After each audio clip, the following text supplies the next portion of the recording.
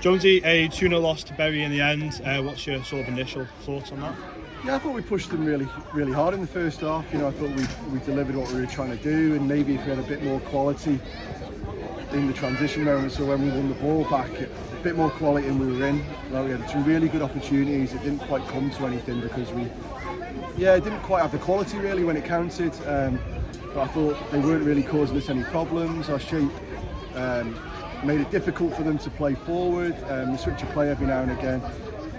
But we knew that and we could cope with it. So yeah, quite comfortable half time, and everyone was confident and happy, and the penalty changed it, didn't it? So it's not won the first ball, we've not reacted to the second ball, and then the lad's gone down under a challenge from Ben, which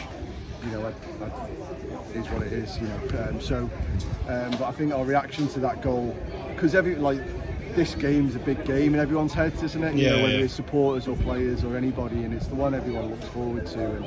And maybe at times it can create emotions that aren't needed in the moment. So when you go 1-0 down, the body language wasn't what we needed it to be, and that just meant that we got a little bit spread and weren't quite doing what we were meant to be doing again. And we changed shape and felt we got back in the pitch, back in the game a little bit more, and then the second goal was another we weren't conceding those chances in the first half. And we got a little bit stretched, and that was kind of hard to come back from. But I thought the lads acquitted themselves really well. It was great to see so many people in the ground.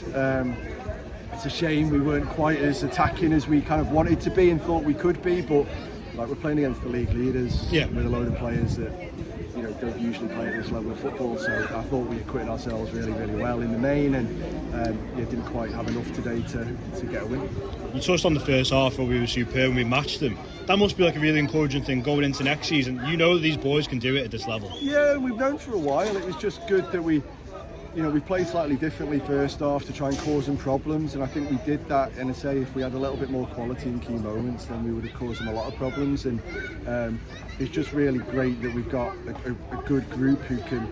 We played very differently to how we played against Prestwich last week in the first half, and to be able to go and deliver that against the top team, we've come on leaps and bounds. We've not had to just sit in a low block and just defend for a game. And that's a big difference really. So really happy with the progress. Everyone's disappointed in there now and not happy that we've lost the game of football, but from a longer term view, we can take a lot from it.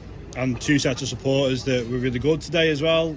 That shows what we as a football club can give to this community, and communities coming over here as well. Very much so. I think it was a great atmosphere, wasn't it, to play in and to have the game, and our locals came out in force, which was brilliant, and I hope more come back in a couple of weeks' time when we play Longridge, I think in 2 weeks at home, and we have a really good following. The lads work their socks off, and we're really proud of how they conduct themselves on and off the pitch, and I keep saying they deserve to have a strong following every week, but they do. And that was a good game of football. That was a good game of football for our level and a bit higher probably, and I hope both sets enjoyed it. Maybe not as exciting from our point of view as you wanted it to be, but that'll come, and we just need to keep working. And but yeah, both sets of supporters were a credit to their clubs today. And just finally, Kendall Town away next week. We're expecting big numbers going over there as well. We obviously were good with our hospitality when they got stuck here, so it seems like a lot of fans are really excited to go to that next week. Yeah, there's a big travelling support, isn't there? And because we're on the boat, we're on to stay over as well.